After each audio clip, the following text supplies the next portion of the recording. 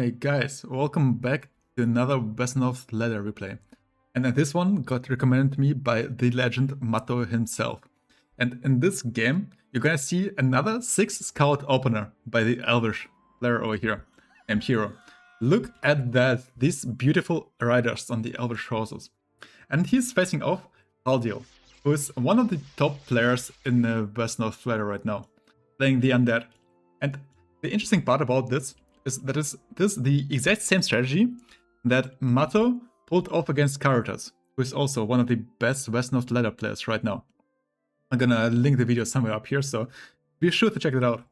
And the idea behind this start is this map itself is very, very big, and you have a lot of mobility here, at least a lot of ways to utilize mobility.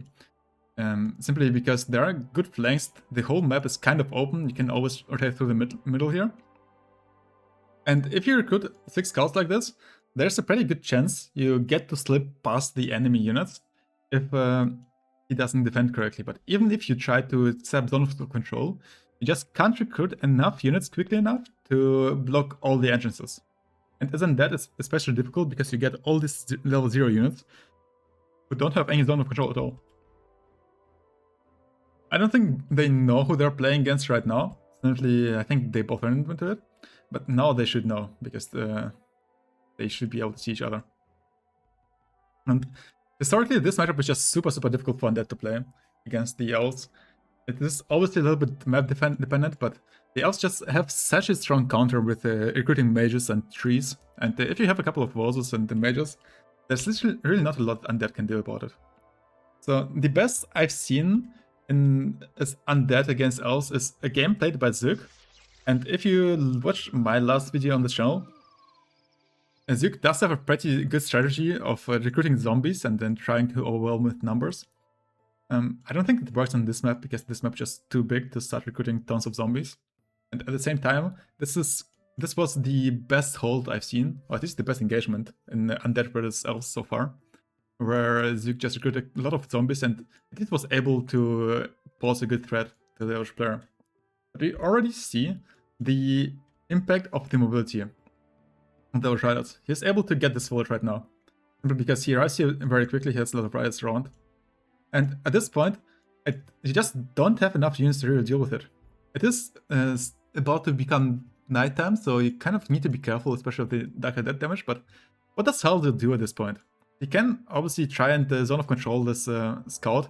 The scout will probably die simply because being hit by the Dark Dead, especially if it's about to be nighttime, is gonna be a lot of damage. Dark Dead also not in a very easy position though. He can get hit by both scouts, take a lot of damage. But I think this should be winning for Haldiel, especially considering all the units he has here. But at the same time, if you commit both units to try and attack the scout, you might lose a lot of ground if the other scouts can slip past, right? So we'll see how Haldiel handles this one. Yeah. The Hero moving all these units down. I don't particularly like this. I think, especially if you have a lot of scouts, a lot of mobility, you don't really want to concentrate your attack on one point. I think you want to divide and conquer. And if I remember the game correctly, where Matto played the strategy, I think he basically spread his scouts out and tried to get behind enemy lines. Because if you have a scout in one of these styles on the back row, you threaten so many villages with just one unit. And it becomes really difficult to defend everything.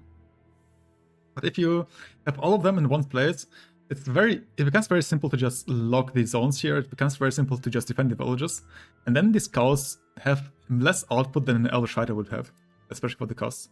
So I would rather Hero have these 2 scouts up here, still in range of the villages, maybe even be a little bit bold and move up a little bit further, just so you do have the opportunity to run to the back. So moving both those units down is just a little bit awkward. At the same time, you already see the mages being recruited, and well, you don't really need to do much else at this point. Because if you can survive until the second day without any losses, and then you show up with a bunch of mages at the door of your Undead player, maybe get a tree or two, a couple of fighters, it is going to be very, very difficult to defend. We'll see how Haldiel pulls it off, but you can see he already moves a lot of all of his units down, simply because he doesn't need to defend the north anymore. There are no scouts here to threaten him, and he can just use all his firepower here for now. Which is why I think having these scouts up north would at least make the hold a little bit more difficult. Then you get this village, maybe even run past, try to threaten these two villages. And it would make, well, a way more difficult puzzle to solve. So Hero moves back right now, and I think this is probably the correct call. You could argue of going to the back with one scout. He is very likely to die, because he will be in range of the Dark Undead. There are a lot of units that can deal with him. It would buy you some tempo though, where Haldiel will need to deal with this unit. He won't have everything up front. But I think at this point you already won the tempo war. It is the first watch, and the Undead is nowhere near close enough to launch an attack. So you have basically survived the first night, and just need to be prepared to have a good decisive strike on morning. So Haldiel realized this as well. I think this is honestly pretty decent recruitment. Maybe recruiting a lot of zombies might be better. Ghouls in general are very good to hold for the Undead though, because they don't have any bad resistances really, and the poison makes it difficult for the attacker to stay for a prolonged period of time. So I really like the idea of using zombies, and as I said, Zook really did show me a lot of power by just having the Walking Dead in front of your door. It is very weak, but if a zombie needs 2 turns to kill, then it already did a very good job at holding. Because you don't really want to use 2 turns of your high value units to kill a zombie. I see Hero lining up, and he does it very well. He's in range to strike the village, he's in range to strike this good position. And Haldiel just have a choice to make here. Does he really want to hold this, or does he play for the bot side here? There's still a lot of high value units here. This is probably about 70 gold down here that he has. Actually with the bet it might be 80 to 90. And having this much gold down when there's a big attack coming like this is very painful. It's gonna take a while for him to get everything on the front line here as well. So there's a point to be made to just move south, try to get his villages. I don't think he has a really good vision, but he sees this full front line and he sees these 2 scouts. So if he counts the gold correctly, he should know that there's really nothing behind here.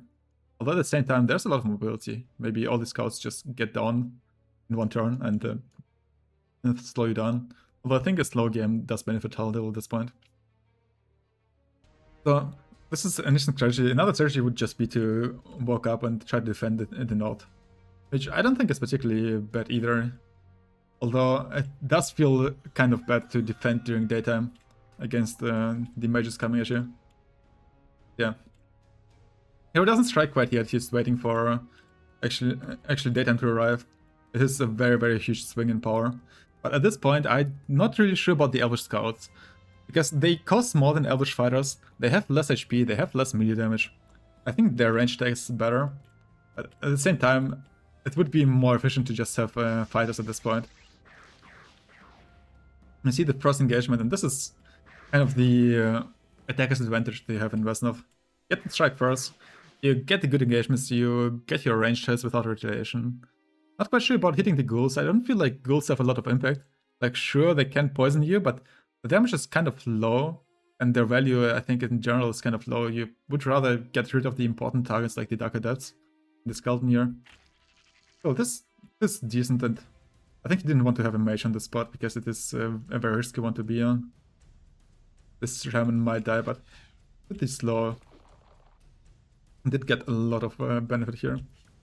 And so far, the RNG is actually quite average. Also, the engagements are really good because there's no retaliation being taken. And the mages with the magical attacks, they don't care about the village, they care about the defense. It's always 70% chance to hit, so.